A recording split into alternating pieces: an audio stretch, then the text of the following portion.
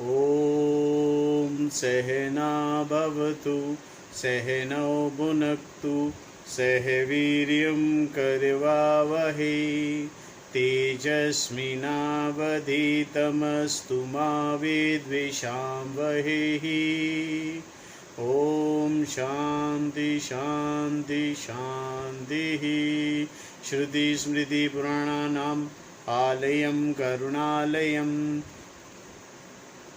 नमामि भगवत्पाद शङ्करं लोकशङ्करं शङ्करं शङ्कराचार्यं केशवं बादरायणं सूत्रभाष्यकृतौ वन्दे भगवन्तौ पुनः पुनः। ॐ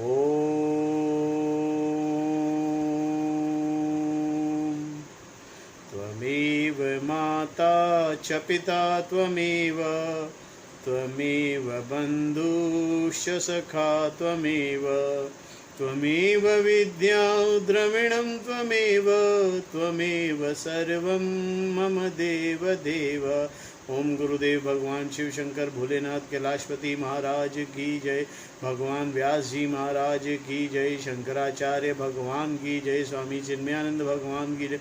स्वामी दयानंद भगवान की जय। स्वामी प्रबुद्धानंद भगवान की जय। माता पिता की जय। सभी गुरु देवताओं की जय। सभी गुरु देवताओं की जय। सभी गुरु देवताओं की जय। ओम नमो भगवते वासुदेवाय नमः। ओम नमो भगवते गीताय नमः। ओम श्रीमद् भागवत गीता अध्याय 2 श्लोक नंबर 47 हमने कल किया था।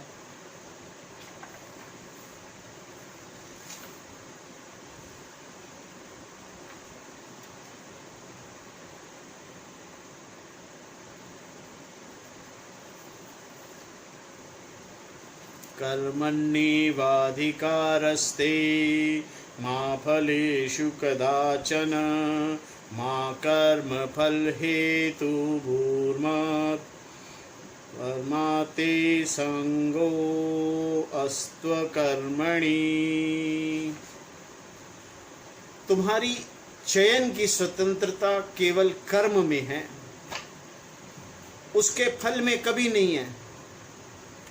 तुम कर्म फल के रचयिता मत बनो तथा कर्म न करने में भी तुम्हारी आसक्ति ना हो।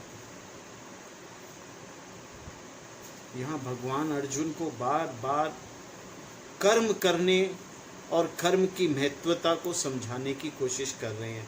आदि शंकराचार्य जी ने इस श्लोक की इस पे जो कर्म के ऊपर जो भाष्य लिखा है अत्यंत ही गहरा और पूरी तरह से विस्तृत है। उस भाष्य के ऊपर किसी भी और की कोई टीका टिप्पणी हो ही नहीं सकती। इसमें कोई भी अपनी तरफ से कोई और विश्लेषण इसका नहीं दे सकता। कर्म की परिभाषा जो भगवान ने बताई, जो कर्म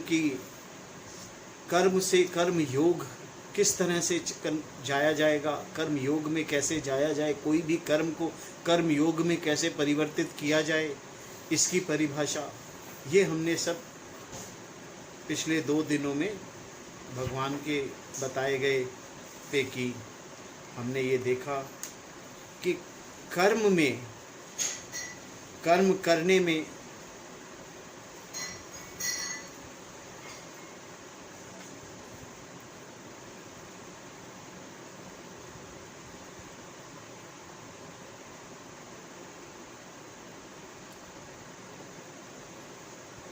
अब हम दूसरा श्लोक नंबर 48 करेंगे।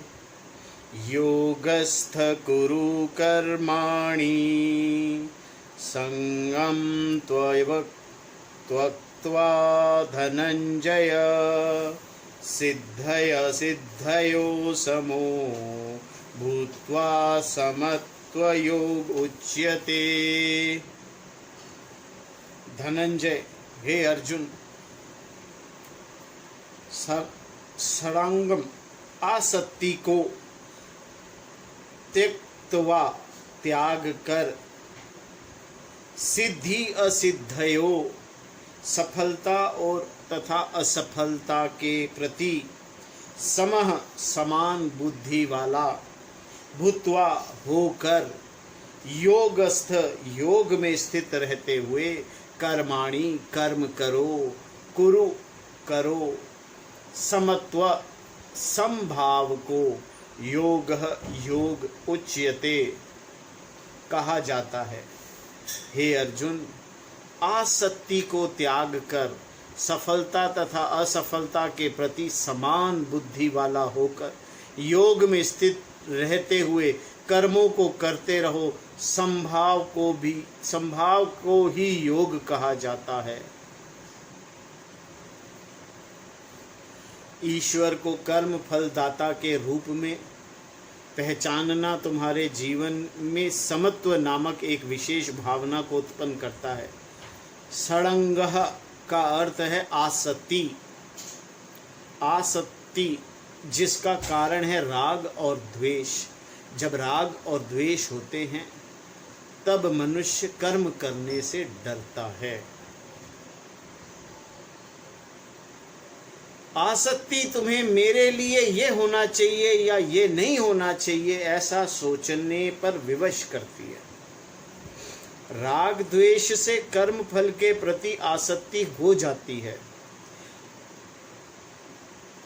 षडांग जिसका असर तुम पर होता है। इस प्रकार के राग द्वेष ही बंधनात्मक होते हैं। समत्व या समभाव बंधनात्मक राग द्वेष को प्रभावहीन कर देते हैं। इसके बाद ये राग द्वेष तुम में किसी भी प्रकार की प्रतिक्रिया को जगा नहीं सकते। समभाव की वजह से राग द्वेष को विभिन्न कर्मों के माध्यम से अभिव्यक्त होते हैं, पूरी तरह बेअसर हो जाते हैं। यह कर्म योग का फल है तथा इसे ही कर्म योग कहते हैं। योगस्थ होना अथवा योग में स्थिर होना का अर्थ है समभाव का होना। यह समभाव सफलता और असफलता के प्रति होता है। सफलता और असफलता के प्रति इस समभाव वाली बुद्धि को योग कहते हैं। अगर तुम में यह बुद्धि हो तो तुम योगी कहलाओगे। इस श्लोक में कर्म योग की परिभाषा देने वाला यह वाक्य समत्वम योग उच्यते, समभाव को योग कहते हैं, एक अलग वाक्य है।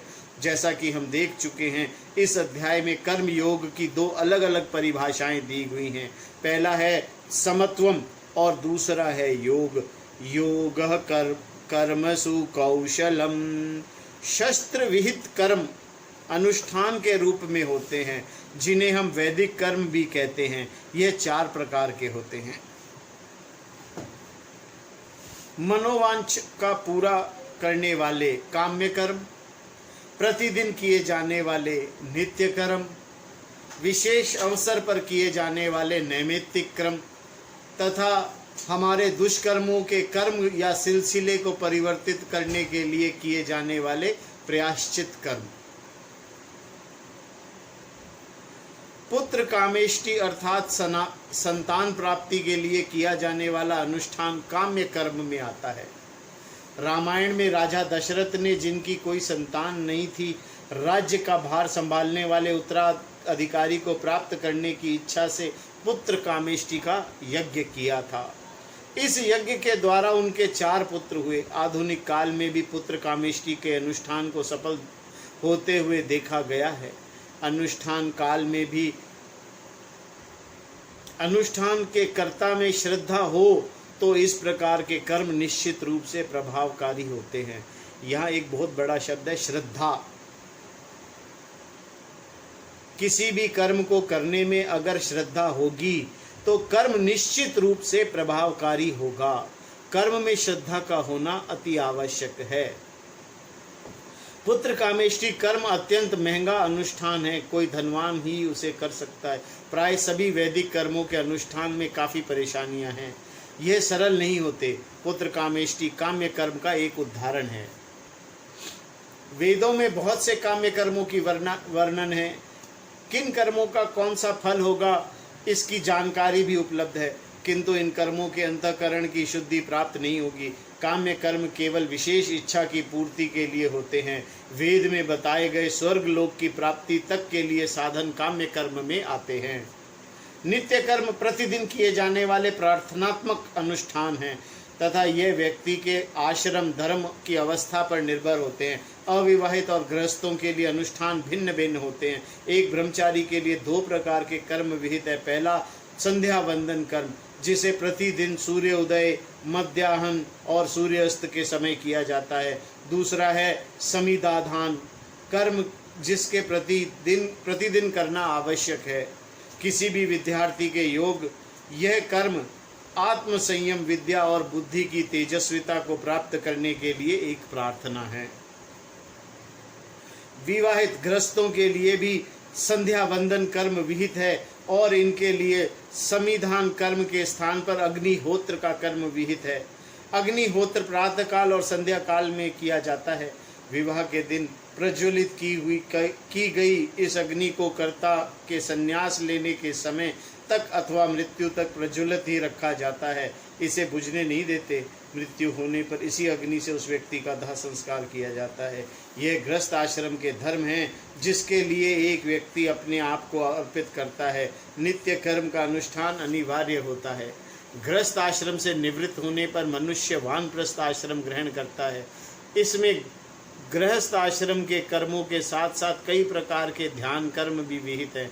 इस आश्रम में अन्य कर्मों के साथ साथ संध्या वंदन और अग्निहोत्र दोनों कर्मों को भी करना आवश्यक है। संन्यास लिए बिना अथवा मृत्यु को प्राप्त हुए बिना इन कर्मों से छुटकारा नहीं होता। पूर्वाश्रम में ली हुई प्रतिज्ञा इन कर्मों को संन्यास लेने के बाद छोड़ा जा सकता है, क्योंकि एक सन्यासी को इन विधियों का पालन नहीं करना पड़ता। केश, दीक्षा आदि पूर्वाश्रम की सभी साज सज्जा, गायत्री मंत्र जाप आदि का वह त्याग कर देता है। ओमकार में गायत्री मंत्र को समाविष्ट कर वह घोषित करता है कि स्वर्ग, संतान आदि संसारिक विषय में अब उसकी कोई रुचि नहीं रही। सभी लोगों को तथा प्राणियों को अभय देकर वह संन्यास आश्रम को ग्रहण कर लेता है। संन्यास दीक्षा लेकर उसमें सदा के लिए स्थित रहना एक निष्ठा निर्वाह है, लेकिन संन्यास आश्रम ग्रहण करने का एक व्यक्ति के लिए सभी वेदोक्त कर्म करना आवश्यक है। नित्य कर्म का फल या अंतःकरण शुद्धि या पुण्य को रूप में होता है। प्रतिदिन इन कर्मों को करना अनिवार्य है। नैमित्तिक कर्म विशेष समय या किसी विशेष अवसर पर किए जाने वाले कर्म हैं। जैसे दिवंगत माता पिता के लिए किए जाने वाले श्राद्ध कर्म, अमावस्या के दिन किए जाने वाला पितृ तर्पण का कार्य भी नैमित्तिक कर्म है। श्राद्ध कर्म वार्षिक होता है और पैतृक तर्पण कर्म मासिक। उत्तरायण और दक्षिणायन दोनों के आरंभ होने के प्रथम दिन भी तर्पण करना उचित है। यह कर्म किसी विशेष निमित्त के किए जाते हैं, इसीलिए इन्हें नैमित्तिक कर्म भी कहते हैं। नैमित्तिक कर्म सन्यासियों को छोड़कर सभी अन्य आश्रमों के लिए विहित हैं। जीवन भर या सन्यास दीक्षा लेने तक इन कर्मों का करना आवश्यक है। सूर्य या चंद्र ग्रहण के दिन भी तर्पण करना विहित है। शास्त्रों तक प्राचीन गणना प्रक्रिया द्वारा ग्रहण को जो समय निर्धारित रहता है, ठीक उसी समय ग्रहण होता है। इससे भी शास्त्र की प्रमाणिकता सिद्ध होती है। सूर्य या चंद्र ग्रहण के दिन भी तर्पण करना विहित है, बताया गया है। शास्त्रों तक प्राचीन गणना प्रक्रिया द्वारा, प्राचीन गणना जो प्रक्रिया है उसके द्वारा गणना का जो समय, ग्रहण का जो समय निश्चित किया गया है, ठीक उसी समय ग्रहण होता है। इससे भी शास्त्र की प्रामाणिकता सिद्ध होती है। ऐसा कहा जाता है कि यदि शास्त्र पर शंका हो तो ग्रहण की प्रतीक्षा करो।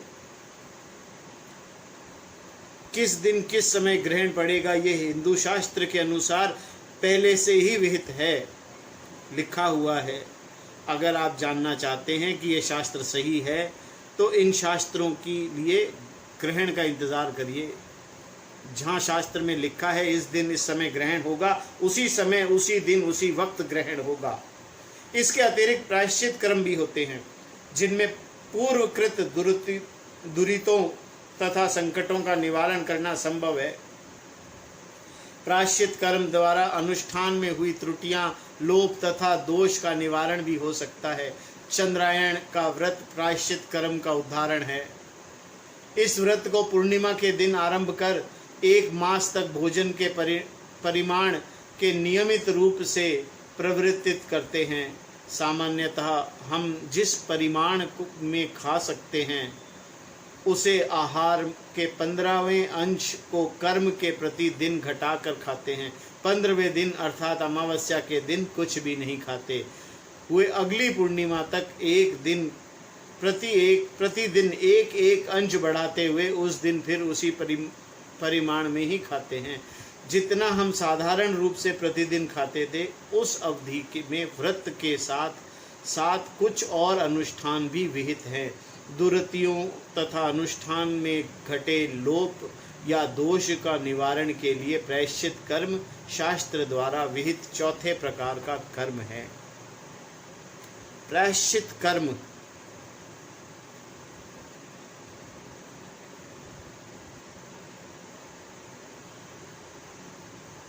पूर्णिमा के दिन आरंभ किया जाता है। उस दिन से 15 दिन तक अमावस्या तक रोज अपना आहार थोड़ा थोड़ा कम करके खा सकते हैं और उसके बाद पूर्णिमा के दिन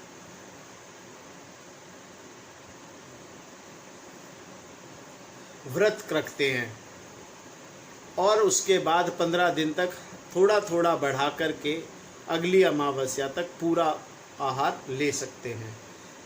ये एक प्रायश्चित प्रायश्चित करने का कर्म है। कर्म योग का प्रयोजन क्या है? काम्य कर्म को त्याग कर नित्य तथा नैमित्तिक कर्मों के अनुष्ठान को उपासना के रूप में ईश्वर प्राण बुद्धि से करना कर्म योग है। काम्य कर्म में कोई ना कोई कामना निहित है। कर्म योग में कामना का त्याग होता है। आदि शंकराचार्य जी कहते हैं कि अंतःकरण शुद्धि के लिए संकल्प लेकर वेद विहित कर्मों को करना तुम्हें एक कर्म योगी बनाता है, अन्यथा तुम एक कर्मी मात्र हो। किसी विशेष फल की कामना या संकल्प लेकर किया गया कर्म तुम्हें मात्र वही फल देगा।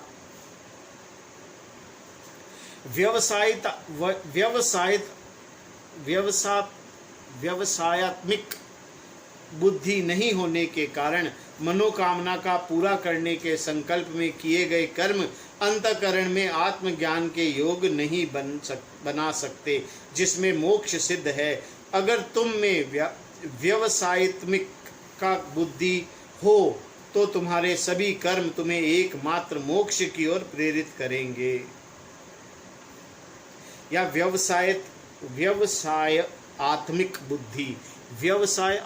बुद्धि का मतलब है कि जिस बुद्धि से तुम कोई भी कर्म करो वो कर्म प्रार्थनात्मक हो जाए, प्रार्थनात्मक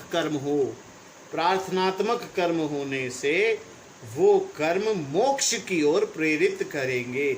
इसके लिए एक शुद्ध और तैयार अंतःकरण को होना आवश्यक है। मोक्ष कर्म से प्राप्त नहीं होता, मोक्ष कर्म से प्राप्त नहीं होता। कर्म का उद्देश्य केवल अंतःकरण को ज्ञान की प्राप्ति के योग्य बनाना है। कर्म का जो उद्देश्य है वो केवल अंतःकरण को ज्ञान की प्राप्ति के योग्य बनाना है। इस प्रकार कर्म द्वारा अंतःकरण को ज्ञान के योग्य बनाना ही योग है। गीता में कर्म शब्द से प्राय वैदिक कर्मों की ओर ही संकेत किया गया है, लेकिन यहाँ श्री कृष्ण का अर्जुन को कर्म में नियुक्त करना एक वैदिक अनुष्ठान नहीं था, क्योंकि भगवान ने उसे युद्ध करने को कहा था, जो एक वैदिक अनुष्ठान नहीं बल्कि एक क्षत्रिय का कर्तव्य था। आदि शंकराचार्य ने भी इस बात का पुष्टिकरण किया है। युद्ध करना एक क्षत्रिय का कर्म है, अतः कर्म योग में सभी प्रकार की प्रवृत्तियां शामिल हैं। अगर कर्मों को वैदिक अनुष्ठान के अर्थ में समझा जाए तो इन कर्मों को जीवन भर किए जाने वाले सभी कर्मों के दृष्टिकरण से देखना आवश्यक है, क्योंकि राग द्वेष पूरा करने के लिए ही व्यक्ति कर्म करता है। निश्चित रूप से हम में राग द्वेष हैं। इन्हें जिस प्रकार प्रभावहीन किया जाए निश्चित रूप से हमें राग द्वेष हैं। इन्हें किस प्रकार से प्रभावहीन किया जाए? इनको घास पात की तरह उखाड़ कर फेंका नहीं जा सकता। हर व्यक्ति में ये होते हैं, इनका त्याग आसानी से नहीं होता। व्यक्ति राग और द्वेष द्वारा ही निर्मित होता है। लेकिन जब कोई व्यक्ति कर्म तथा कर्म फल के प्रति समान भाव रखता है, तब उसके राग द्वेष प्रभावहीन हो जाते हैं। इस भावना को ही कर्म योग कहते हैं। जिस भावना से कर्म किया जाए, उसी भावना से उस कर्म के फल के प्रति सम्मान रखना ही राग द्वेष से प्रभावहीन हो जाता है। वो कर्म राग द्वेष से प्रभावहीन हो जाता है। इस श्लोक में बताया गया है समत्व भाव कर्म फल के प्रति होता है, कर्म की प्रति नहीं। समस्त वैदिक संस्कृति में इस भावना की उपस्थिति दिखाई देती है। यह भावना ही प्रसाद बुद्धि कहलाती है। बच्चों को भी हम प्रसाद के रूप में ही देखते हैं। प्रसाद शब्द में हम उनका नामकरण भी करते हैं। अगर तुम अपने बच्चों को प्रसाद के रूप में देखते हो तो तुम भी तो अपने माता पिता के लिए प्रसाद ही हो। तुम्हारा यह शरीर न केवल औरों के लिए प्रसाद है, तुम्हारे लिए भी एक प्रसाद ही है। तुम्हारा घर भी एक प्रसाद है। भोग के रूप में भगवान को अर्पित किया हुआ अन्न प्रसाद है, जिसका ग्रहण तुम प्रसाद के रूप में करते हो। प्रसाद बुद्धि कर्म योग की महान विशेषता है। इस संदर्भ में यह जानना आवश्यक है कि गीता में कई अनुवाद में प्रस्तुत किए गए फल की इच्छा किए बिना ही कर्म करते रहो, इस वाक्य का शास्त्र में कोई स्थान नहीं है। ऐसी अयुक्त व्याख्या से मनुष्य में अनावश्यक कुंठा का जन्म होता है। फल की इच्छा किए बिना कर्म करते रहो, यह वाक्य शास्त्र में कोई कहीं नहीं लिखा हुआ। फल की इच्छा किए बिना कोई कर्म नहीं किया जा सकता। लाख यत्न करने पर भी फल की अपेक्षा किए बिना कोई भी व्यक्ति कर्म में प्रेरित नहीं हो सकता। वास्तविकता तो यही है कि फल की इच्छा किए बिना कर्म करना असंभव है। एक मंद बुद्धि वाला भी फल की अपेक्षा किए बिना कर्म में प्रवृत्त नहीं होता। अतः कर्म योग की अयुक्त व्याख्याओं से बचकर रहना ही बुद्धिमता है। ऐसे व्याख्याओं को तिरस्कृत कर देना चाहिए।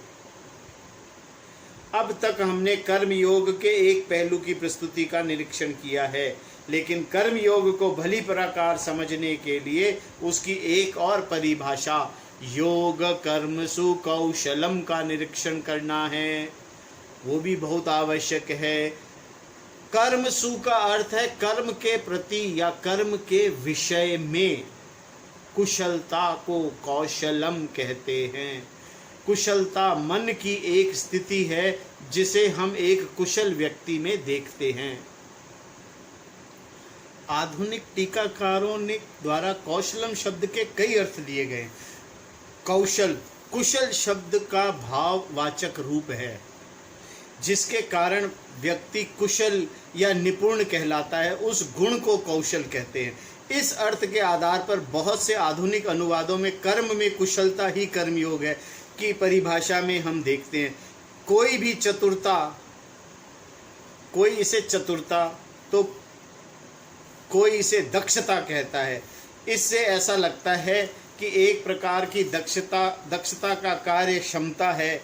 कर्म क्षम होना लाभदायक है, लेकिन कर्म योग नहीं। ऐसे अनुवाद कितने गलत और अयुक्त हैं, यह आगे स्पष्ट होगा। गीता में कर्म शब्द का प्रयोग वैदिक कर्म के लिए किया गया है। अगर इस शब्द के अर्थ को सामान्य रूप से देखा जाए तो इसमें अन्य सभी प्रकार के कर्म भी शामिल होंगे जो एक व्यक्ति अपने संपूर्ण जीवन में करता है। अर्थात यह सभी कर्म राग द्वेष को पूरा करने के लिए किए गए कर्म होंगे। चतुरता या दक्षता के अर्थ में की गई कर्म योग की परिभाषाओं का भी परित्याग करना उचित ही होगा। इनका कहना है कि यदि तुम कर्म में दक्ष हो तो तुम कर्मयोगी हो। लेकिन हमें यह समझना है कि ऐसी व्याख्याएं जिनमें ईश्वर से कतरा कर जाने का प्रयास है, यह व्याख्याएं धर्मनिरपेक्षवादियों की है। ईश्वर को स्वीकार किए बिना ही गीता पढ़ने वाले बहुत से लोग, लेकिन ईश्वर को कर्म फलदाता के रूप में स्वीकार किए बिना कर्मयोग का लाभ नहीं मिलता। कर्म योग में परिवर्तित ही तब होता है जब हम ईश्वर की स्वीकृति करते हैं। ईश्वर की स्वीकृति ही कर्म को कर्मयोग में परिवर्तित करती है। ये हमने पहले देखा है।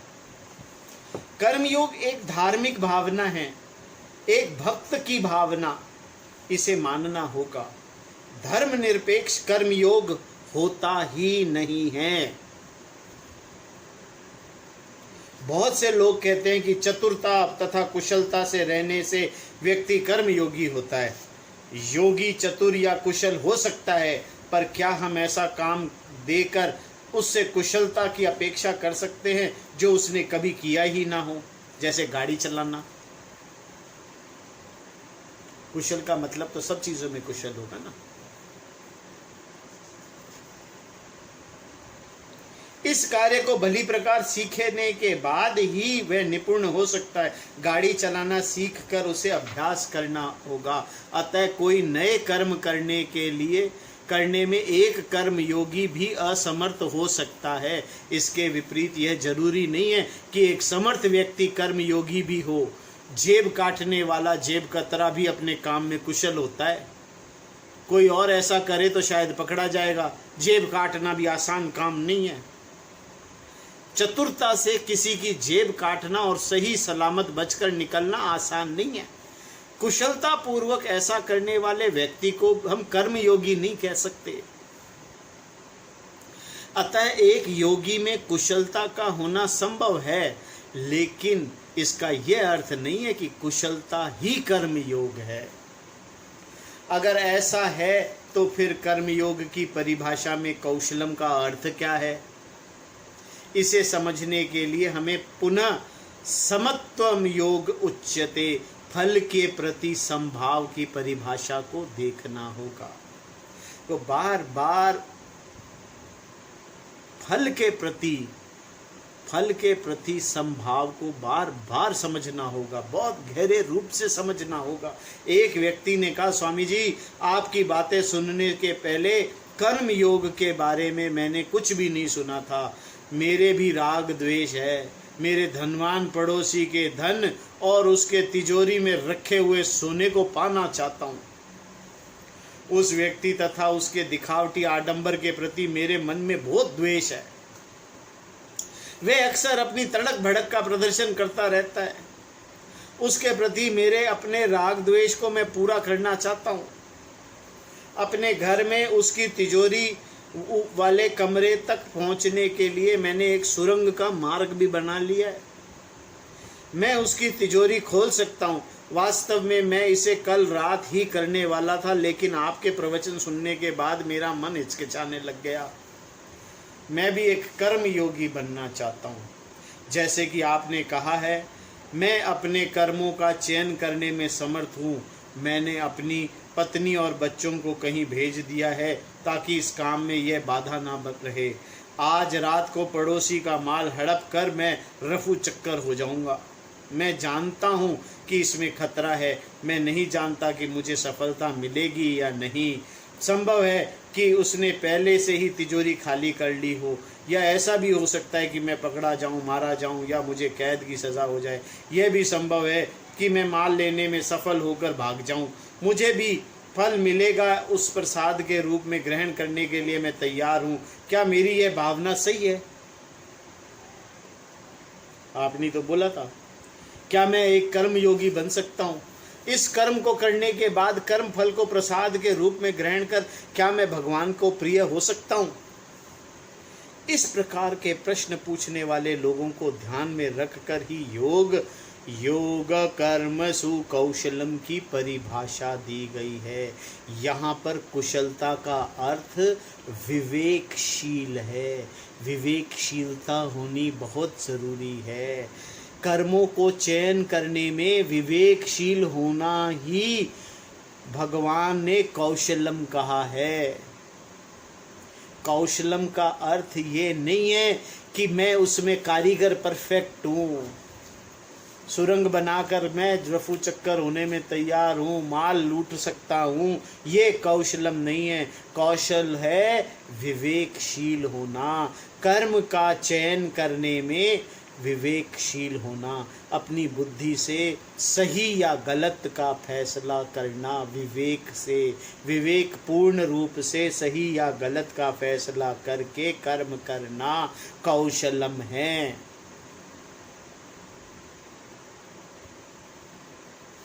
यह चयन सही और गलत को ध्यान में नहीं रखकर किया जाने वाला निरंकुश चयन नहीं है। यह चयन जो उचित है उसको मन में रखकर किया जाने वाला चयन है। यह कर्म योग का मुख्य अंश है। कर्म फल के प्रति संभाव का रखना कर्मयोग की पहली परिभाषा है।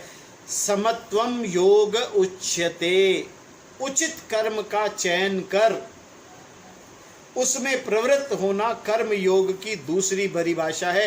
योग कर्मसु कौशलम, कौशल या कुशल होने का अर्थ है सही कर्मों का चयन करने की क्षमता। जो अपने कर्मों को सही या गलत के आधार पर चयन कर सकता है, सक्षम है, वो कुशल है। वो है योग कर्मसु कौशलम। यहाँ पर कुशलता का संबंध मानव जाति के व्यवहार से है।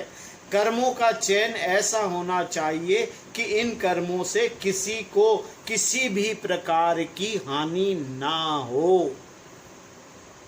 कर्मों के चयन में इस मापदंड को ध्यान में रखना ही कुशलता है। इसी को धर्म कहते हैं।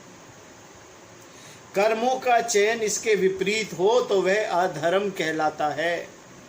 किसी भी कर्म को औचित्य या निश्चय धर्म और अधर्म पर ही होता है। यह सापेक्षिक होते हैं, क्योंकि क्या उचित है और क्या उचित नहीं यह परिस्थिति पर निर्भर होता है। इसमें सही क्या है और क्या गलत, इसका निश्चय करने को ही कौशल कहते हैं। कौशल ही योग है। योग द्वेष से प्रेरित हुए बिना सही कर्म का चयन करने में जो समर्थ है, उस सामर्थ्य को कौशलम कहते हैं। राग द्वेष से प्रेरित हुए बिना, कोई राग द्वेष से प्रेरित हुए बिना सही कर्म का चयन करने में जो समर्थ है, उसके सामर्थ्य को कौशलम कहते हैं। उपर्युक्त वृतांत में राग द्वेष से युक्त एक व्यक्ति की है। उसके मन में धन के प्रति राग है। वह अपने धनवान पड़ोसी के प्रति द्वेष, वह अपने राग द्वेष को पूरा करना चाहता है, जो बिल्कुल धर्म के विपरीत है। जो वर्जित है उसे वह करना चाहता है। वो धर्म का उल्लंघन करना चाहता है। जो वर्जित है उसे वह करना चाहता है, वह धर्म का उल्लंघन करता है, अधर्म की ओर प्रेरित होता है। अतः क्या हम यह नहीं कर सकते कि धर्म तथा अधर्म की व्यवस्था मनुष्य द्वारा निर्मित है? नहीं। कल्पना करो एक ऐसे देश की जहां चोरी के विरुद्ध कोई कानून ना हो। यदि किसी न किसी का कुछ चुराया तो क्या वह चोरी नहीं है? निसंदेह उसे चोरी कहना ही पड़ेगा। चोरी का अपराध ट्रैफिक के नियमों के उल्लंघन के समान नहीं है, जो मनुष्य द्वारा निर्मित है। सड़क की बाईं ओर वाहन को चलाना हमारे देश का कानून है। ऐसा नहीं करना हमारी जान के लिए खतरनाक भी है और गैर कानूनी भी। यदि कोई खतरा मोल लेने के लिए तैयार हो तो भी पुलिस इन नियमों को उल्लंघन करने नहीं देगी, क्योंकि इससे दूसरों को हानि पहुंच सकती है। ट्रैफिक के नियम मनुष्य द्वारा निर्मित है, लेकिन क्या चोरी के विरुद्ध बनी नीति मनुष्य द्वारा निर्मित है? नहीं, क्योंकि चोरी करना गलत है। यह मनुष्य द्वारा निर्मित नियम नहीं है, यह सार्वभौमिक है। अगर जगत में किसी की अपनी कोई चीज ही नहीं होती तो शायद चोरी नाम का अपराध भी नहीं होता। लोग होते मगर चुराने के लिए उनके पास कुछ होता और ना कुछ चुराने का प्रसंग, लेकिन हर व्यक्ति के पास कुछ न कुछ है जिसे वह अपना कहता है, अतः चोरी का सिलसिला भी बना रहता है। एक सन्यासी के पास भी माला और कमंडलू होते हैं जिसे वह अपना कहता है। एक सन्यासी के लिए यह दो चीज़ें आवश्यक हैं। यह दोनों सन्यासी के चिन्ह माने जाते हैं। आजकल इनकी कमी होने के कारण यह भी कीमती हो गए हैं और इन्हें चुराने वाले भी हैं। सन्यासियों को भी कुछ ना कुछ खोना पड़ता है। जब तक संसार में किसी के पास अपना कहने योग्य कुछ भी हो तब तक चोरी होती रहेगी। यह सार्वभौमिक है। अधर्म की तरह धर्म भी सार्वभौमिक है। यह मनुष्य द्वारा निर्मित नहीं है। मनुष्य में धर्म के प्रति संवेदना का होना सामान्य है तथा यह आपस में व्यवहार करने के लिए है। जियो और जीने दो का नियम हरेक के लिए है। मैं नहीं चाहता कि मेरी गिनी चुनी चीज़ों को कोई भी चुरा ले। मुझे चैन से जीना है तथा दूसरों को भी जीने देना है। इस विशेष व्यवस्था को धर्म कहते हैं, जिसकी संवेदना सार्वभौमिक है तथा जिसके आधार पर हम परस्पर व्यवहार करते हैं। अगर तुमने इस व्यवस्था का उल्लंघन किया तो तुम्हारे कर्म से पाप जनित होगा। शास्त्र भी इस व्यवस्था की पुष्टि करता है। क्या सही है, क्या अनर्थ और क्या नहीं, अर्थात धर्म और अधर्म की घोषणा शास्त्र नहीं करता। शास्त्र नहीं कहता ऐसा करो या ऐसा मत करो। शास्त्र उसी को दोहराता है जिसका ज्ञान हमें पहले से ही है। उचित क्या है और अनुचित क्या, इसकी जानकारी हमें दूसरों से नहीं लेनी पड़ती। हमें पता है कि सही क्या है और गलत क्या है। सच पूछो तो हम इतने जानकार हैं कि हम दूसरों को उपदेश देने लगते हैं। जगत के सभी शास्त्र केवल सामान्य धर्म के अस्तित्व को पक्का करते हैं।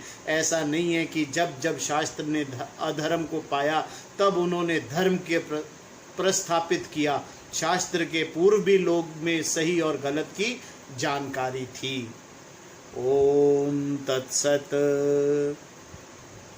आज हम यहीं तक करेंगे। इस श्लोक का बाकी विवरण हम कल करेंगे। ओम पूर्णमदः पूर्णमिदं पूर्णात् पूर्णमुदच्यते पूर्णस्य पूर्णमादाय पूर्णमेवावशिष्यते। ओम शांति शांति शांति।